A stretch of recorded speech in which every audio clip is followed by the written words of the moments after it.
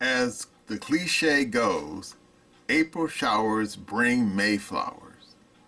But usually what comes after is the heat and dryness of summer. Hello again, Essay here. And before the hot weather of the holiday shows up, you should indulge in my new short story, The White Cat, a free exclusive on Substack. The links are down below in description. Join Margot Thompson, a beautiful stage actress and recent widow who finds salvation in the form of a white cat during a night of terror. While checking out my oddball thriller, remember that my Glitch series is still available at Amazon and Barnes & Noble. The links are down below in the description. While you'll find my peculiar story about a white pussy entertaining, that doesn't mean I'm out of ideas. I still have more stories coming down the pike, so as long as I don't run into any mishaps,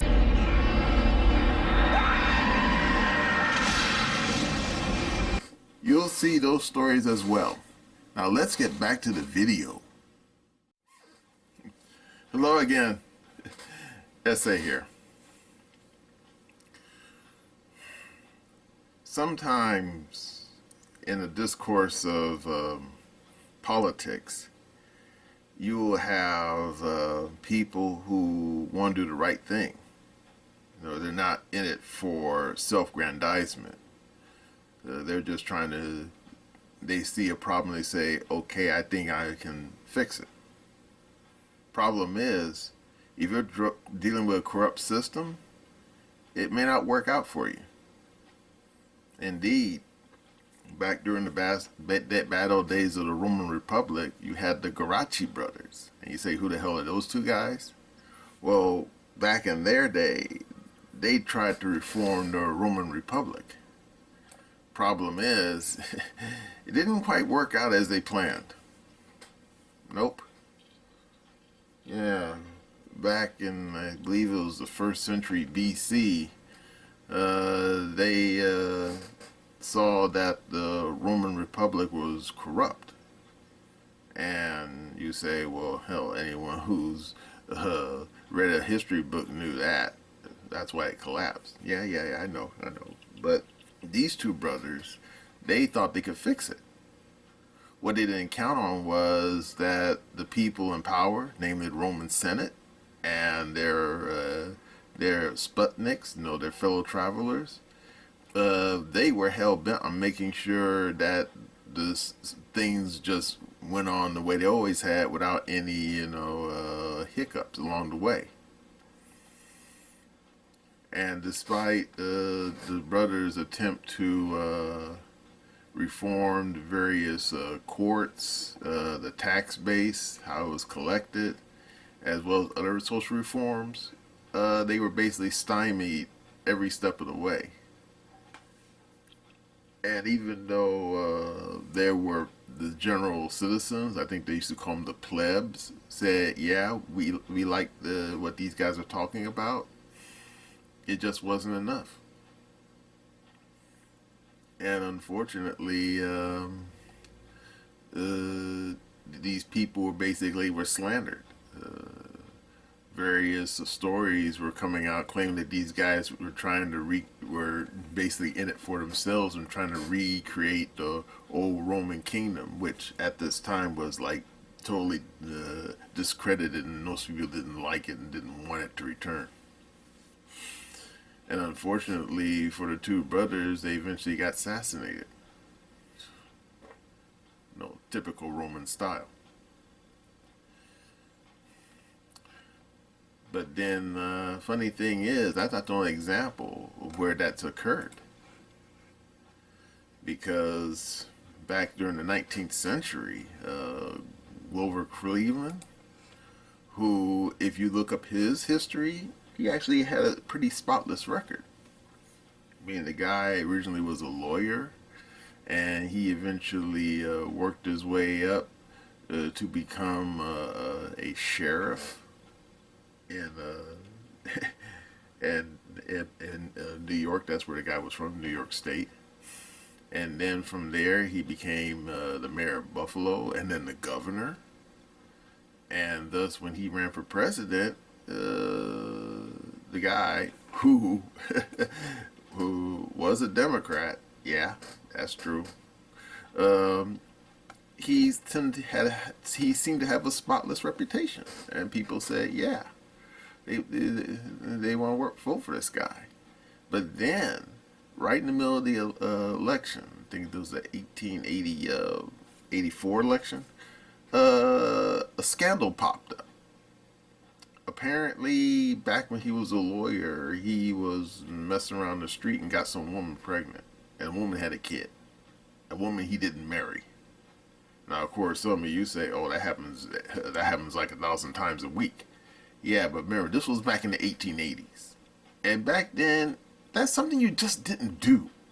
Okay, you don't go hang out in the street and get all kinds of women pregnant and stuff like that. You just don't do that. But anyway, did it hurt his reputation? Yeah, it did. And did he try to deny it? Strangely enough, no. He fessed up to it, which you would find that surprising. I mean, someone's running for president back then, and it comes out that he has a kid out of wedlock. I mean, you figured that would destroy anybody's reputation back in those days. But apparently, people basically gave him a pass. And after he got elected president, there was basically a joke that kind of ran around. Actually, the joke started during the election, but then afterwards, because I remember hearing about it in history class. The joke was saying, "Ma, where's my paw?" Yeah. But then after Cleveland became president, the phrase was stretched out to say, "Mama, where's my paw? Gone to the White House, ha ha ha." Joke. So I guess he was probably the first examples that could say, "Hey, you can have a kid out of wedlock and it ain't gonna hurt your political career." But then, of course, there were other examples of this. For example, back during the Eisenhower administration, Nixon, he was accused of taking bribes. In fact, I remember back when I was a kid, I saw a clip of a video where Nixon went on television. This was like during Eisenhower's second term, where he basically pled innocence, said that he wasn't a crook. And no, I ain't talking about what happened later when he was president. No, this was actually back, like I said, this was, I think, like 1956, 58, somewhere. And he was accused of, taking bribes or whatever. And he got on TV along with his wife and basically said that the damn, it was basically someone trying to smear him, saying that he never took bribes and that he's not a wealthy person. And he famously referred to his wife having a modest or a simple Republican coat. I always thought that was so funny. 'Cause I think people accuse his wife of having fur coats and stuff, and he said that no, my wife has a nice, sensible Republican coat. Oh boy! And then of course everyone remembers what happened during Bill Clinton's time. Like Jennifer Flowers, and of course that big fat Polish girl, Polak girl, after he became president. Then again, of course, and those stories were real, because what can you say? Clinton, he had a reputation for not even keeping his pants zipped up. So there you go. But this video is not about past scandals of political leaders. This is about what's going on right now with Trump in New York. And of course, anyone who's been paying attention knows that he's been indicted for a whole bunch of just outlandish stuff, and in multiple jurisdictions. But two of those places where he's been indicted two of those indictments basically centered in New York. And I think if you were paying attention, you probably remember that one trial he already had where that Letitia James woman tried to basically steal all of his money, trying to claim that his business was a fraud. I'm thinking, like, really, dude? Anyone who remembers the old Apprentice show, or even back during the days of the 80s when he had all those businesses, no, the Trump business wasn't fraud. Now, Bernie Madoff, his business was a fraud. It was a pyramid scheme. But anyway, and of course, the trial wasn't much of a trial. In fact, if you ever read Kafka's book, The Trial, that was basically Trump's trial. I mean, I'm not even joking because I've actually read the Cliff Note version of Kafka's book, and when you look at that book and then look what happened to Trump with that so-called bullshit fraud case, it was about the same level. Ridiculous. No real trial, no jury, just, bang at the gavel, say you're guilty, next case. I mean, what a bunch of rubbish. And now, if you're paying attention, Trump's got this new trial about Stormy Daniels and that clown Cohen who used to work for him. And multiple people said that this trial is a joke because they said that he's being tried on a charge that's supposed to be federal, but it's being tried in the state court, and that the charge itself is a misdemeanor, and they're trying him as a felony. And then, of course, finally, this is the big one, the actual charge itself, election campaign finance laws. This is for 2016 now. The statute of limitations expired on it. And you say, and now, of course, not right now, you're thinking, why is this guy even put on trial? Yeah, precisely. But anyway, this video is not so much about the trials going on, but about how it came about.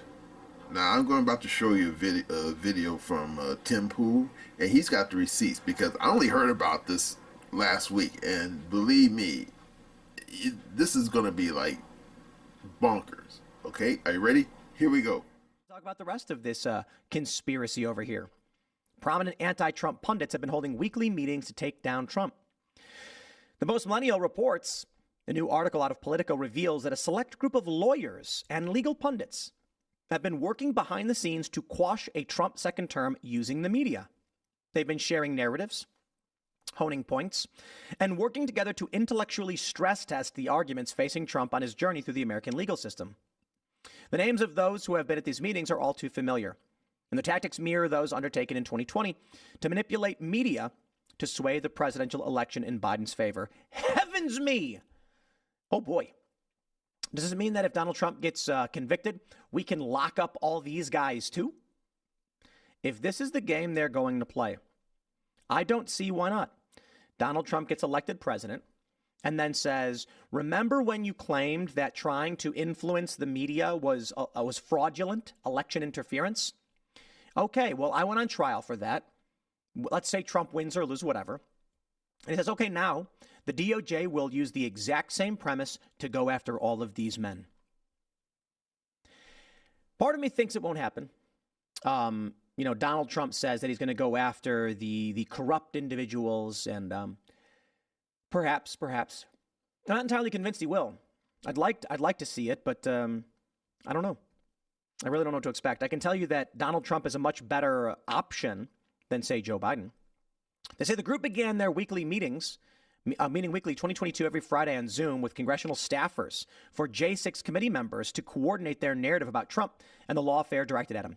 Every Friday they meet on Zoom to hash out the latest twists and turns in the Trump legal saga and intellectually stress test the arguments. The meetings were not recorded and were off the record.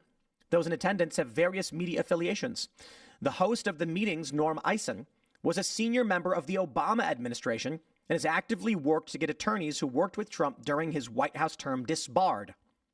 He worked on the first impeachment trial of Trump in Congress and claims that Trump, and not Biden, will weaponize government against his opponents Eisen was also co-founder of the D.C.-based nonprofit that brought the case to remove Trump from the Colorado ballot.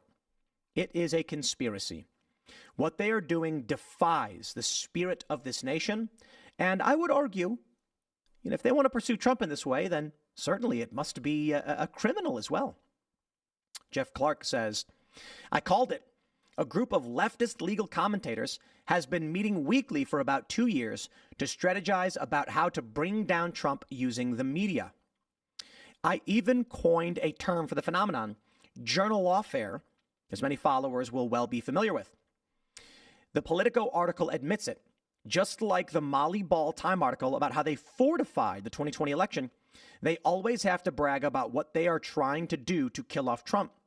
Just some of the participants listed here: Tribe, Weissman, Crystal, Conway, John Dean, and Tubin, not pictured, Ludwig. Well, because there are many people who are unfamiliar with Molly Ball's article, I'm going to pull it up. It's always very important to bring this one up because maybe you're new here.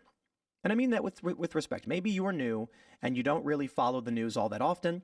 Maybe you have an aunt, an uncle, a mom or dad, and they don't believe you when you say, that there was a shadow campaign to steal the. They say, oh, get out of here. We don't want to. Okay, here you go, Time Magazine.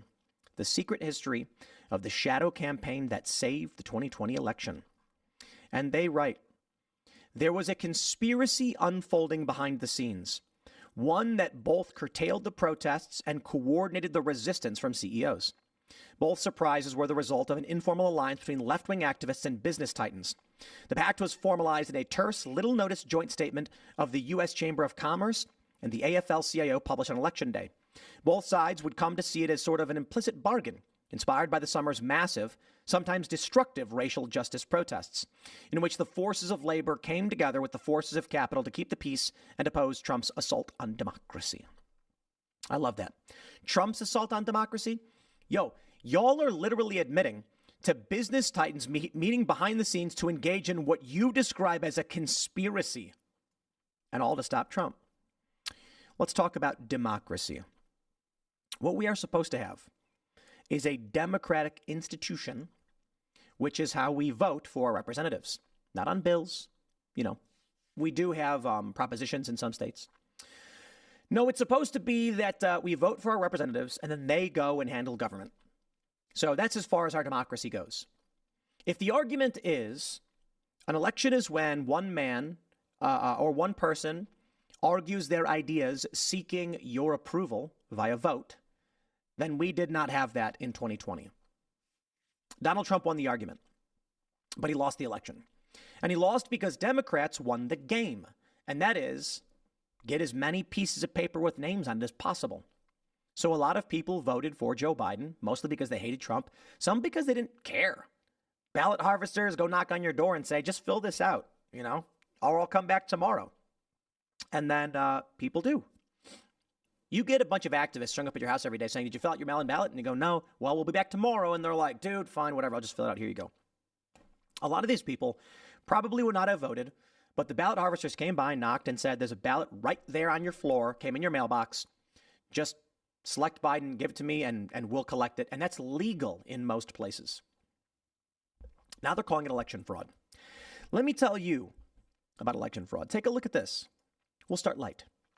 Hush money judge angrily scolds Trump, suggesting he tried to intimidate prospective juror. I will not tolerate that. This one was pretty shocking to me. What did Trump do? He muttered something in trial. Trump was muttering an audible while one juror was being questioned, the judge said. And he said, I will not have any jurors intimidated in this courtroom. Wait, what? What do you mean intimidated? For all we know, Trump was, look, they don't even know what Trump said. So let's say a juror is being questioned and Trump goes, I need to get a pastrami on rye today for lunch. Probably some barbecue chips. And then the judge goes, hey, Trump, don't you intimidate my jurors. I don't think he really said it like that, but, I'm giving you theatrics. Let's say the judge said, Mr. Trump, you will remain quiet in my courtroom. I will not have you intimidating jurors. The judge is poisoning the well there. We don't know what Trump said. Trump could have been sitting there muttering something about SNL. We have no idea. He could have been muttering literally anything. He could have said something like, I can't believe this case. What is going on in this country? That's it. Nothing about the juror, no threat to the juror, nothing. But when the judge says out loud, I will not have any jurors intimidated in this courtroom, what he just said was, ladies and gentlemen of the jury, Trump is trying to intimidate you. He created that context. Now that is creepy. But wait, there's more. Phil Holloway, Esquire, says, Judge Merchan is denying Trump's request to subpoena documents from Stormy Daniels. Trump's lawyers believe these documents would show bias against Trump and prior inconsistent statements. These are fair game for cross-examination. Merchan is kneecapping him. Yes, duh. Surprise, surprise, the Democrat judge in the Democrat district overseeing a criminal case in which no crime was actually committed is not allowing Trump to get the documents that he could use to help prove that they're out to get him. I mean, the funny thing is, I don't know how Trump proves his innocence in a case when there's no crime committed. Let me try this again.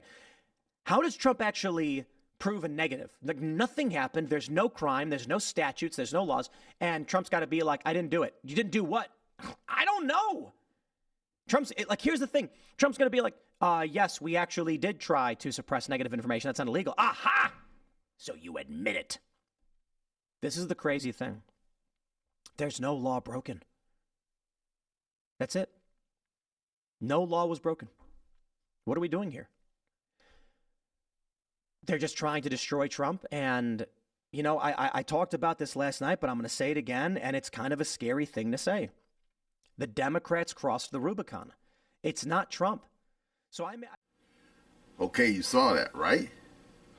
Now, of course, some of you remember the election in 2020, remembers how those, what was it, like 50 knuckleheads who had security clearances claimed that the Hunter Biden laptop was Russian propaganda. And then what happens after the election? I think, 2 years on, then they come back and say, the laptop is real. It was never Russian propaganda. Remember that nonsense?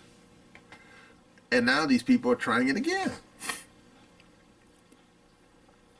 And indeed, if you remember, Tim's video, these people are simply there in the shadows, using every tool in the toolbox to lie and smear and make up stories to make Trump look as bad as possible. Now, of course, some of you say, but didn't they already try that in 2016? Didn't work. Yeah, I know about the Russia collusion stuff, and it didn't work. Trump still won, but then it, basically put his balls in the vice for pretty much all his presidency. And now they're doing it again, but in spades. I mean, they're using propaganda and working with these various stupid state lawyers, and wait for it, not even pretend, along with the Biden DOJ, to basically make up, using propaganda as a baseline for creating criminal cases against Trump that under normal circumstances it just wouldn't happen. Okay, man, if you're up against someone, if the person's name was Joe Blow, and you tried to use any of these cases against Joe Blow, they wouldn't pass the smell test. They wouldn't even get past the indictments because it's just nonsense. But because it's Donald Trump and too many stupid people with D next to their name hate Trump's guts, well, there you go. Now, of course, right now you're probably thinking, when are these people going to quit? I don't know. But as you saw in Tim's video, these Democrats, they crossed the Rubicon. These people are so hell-bent on making Trump look so bad as possible that, I mean, I'm not even going to pretend, okay? I don't think they're really hoping that he'll lose the election. I think they're hoping that he'll get assassinated. And indeed, if you were paying attention, not too long ago, I think it was like a week ago, some stupid, crazy, green, blue-haired lefty showed up at the trial in New York and set themselves on fire in front of the courthouse. I think you may have heard about that. Now, I don't remember if the guy died or not, but I'm thinking, yeah, if that can happen, what's keeping some clown from going up on one of those damn high-rise buildings, and they got plenty in New York, looking down on the damn courthouse, and just like Oswald, waiting until Trump comes out of the building, and then they plug him with some old Italian bolt action rifle, getting off 3 shots in 4 seconds. One of those kind of numbers.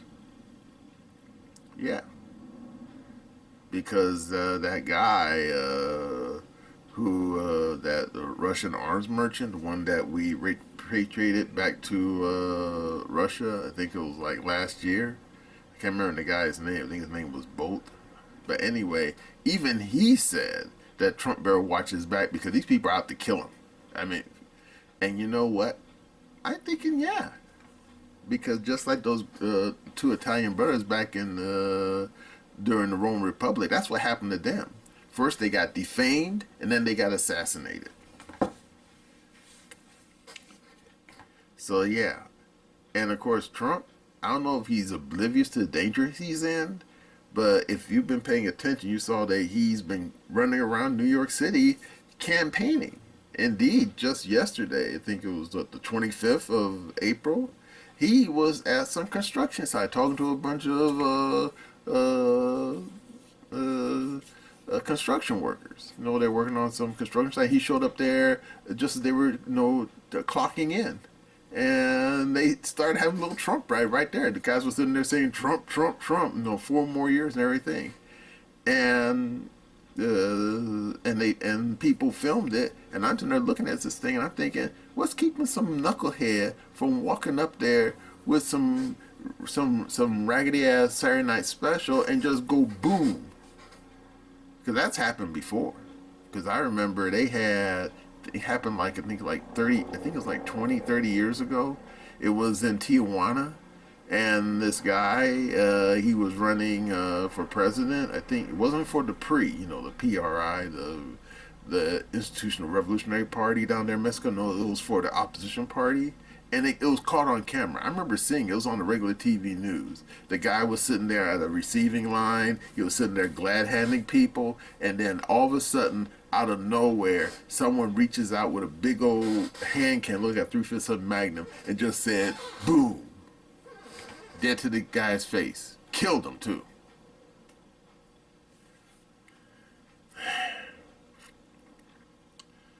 And I'm thinking, yeah. I mean, Trump is taking his life in his hands. Because anyone who remembers George Wallace remembers that's what happened to him back in 72. And I saw that footage. The guy was sitting there glad-handing a bunch of people a receiving line, and some kook showed up wearing a George Wallace pin, no less, and tried to kill the guy. I think he shot him 6 times at point blank range, and didn't kill the guy. No, I think he put him in a wheelchair after that.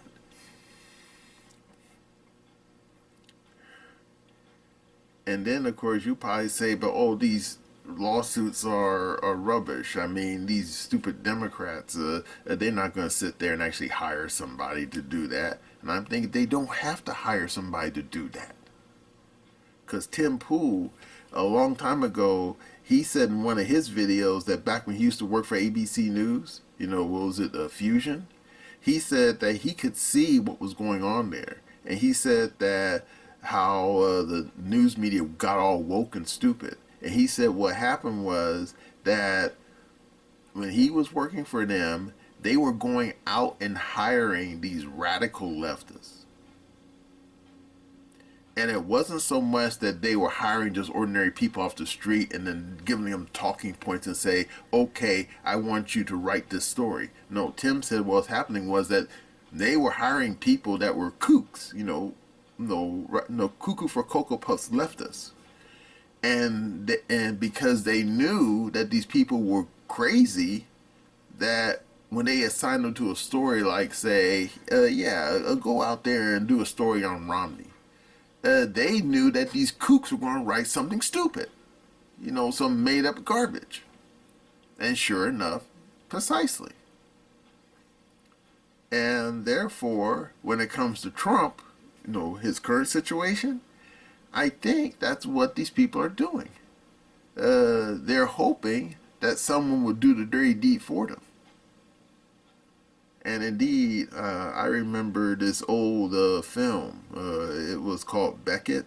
It was about the Archbishop of Canterbury. And in the film,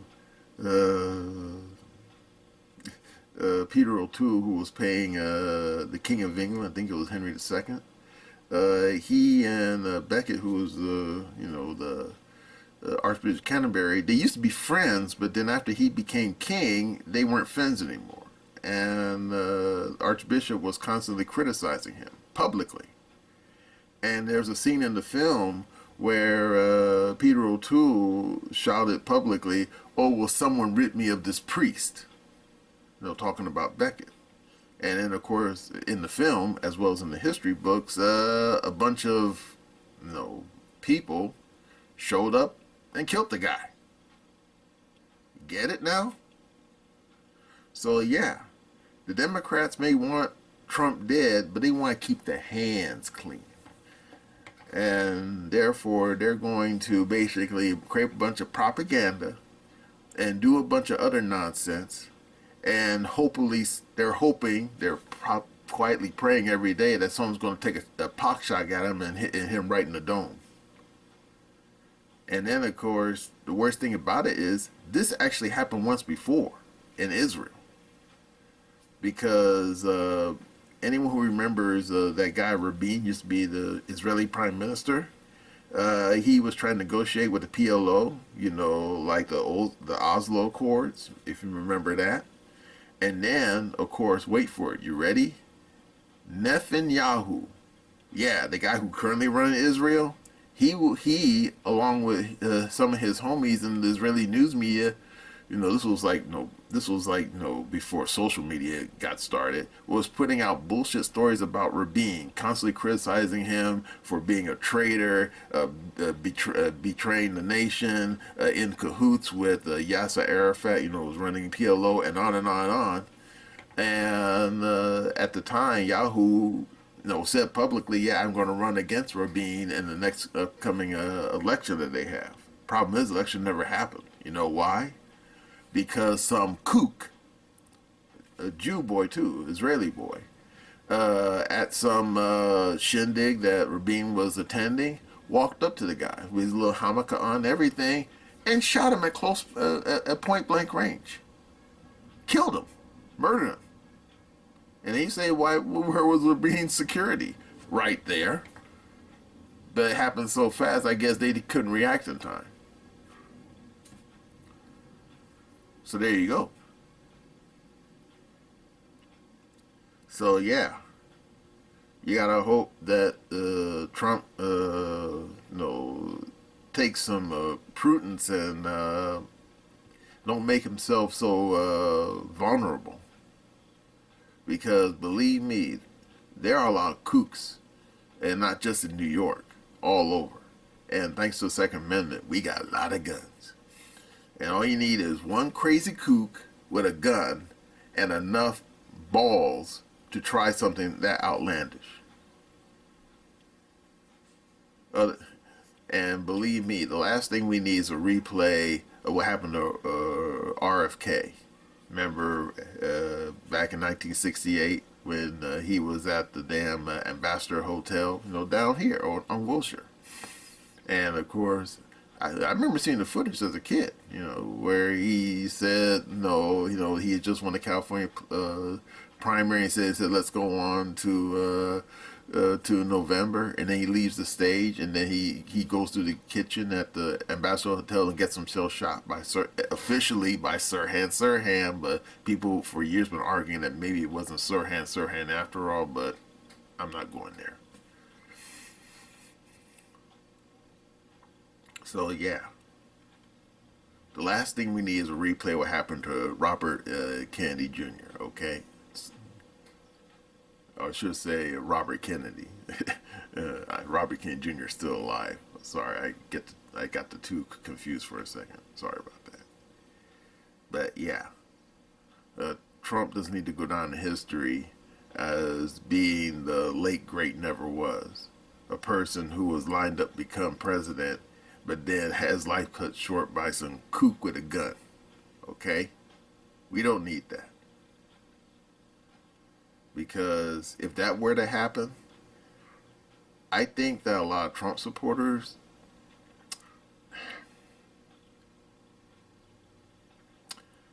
yeah. Let's just say this. It probably won't be a replay of what happened in 68. Where, if you remember, okay, maybe you don't remember, but I remember seeing the footage. They had this long funeral trek where they were transporting Kennedy's body, back to D.C. for a funeral. And they had people lined up all along the route because they were transporting his body by train. You say, why don't you just fly it to D.C.? I don't know, but they decided to transport it by train. And it had people at every stop all lined up, basically, paying their respects. Now, like I said, if Trump gets himself shot before the election, I think it's not going to go down what happened with Robert Kennedy's situation. I think that like I said, I think a lot of those damn Trump supporters are going to get really, really, really pissed. And I don't even want to think about what will happen next after that. Nope. I really don't. Well, that's all I gotta say about these people, the DNC and their shenanigans machine, and how they're basically trying to get Trump killed. And that's my opinion.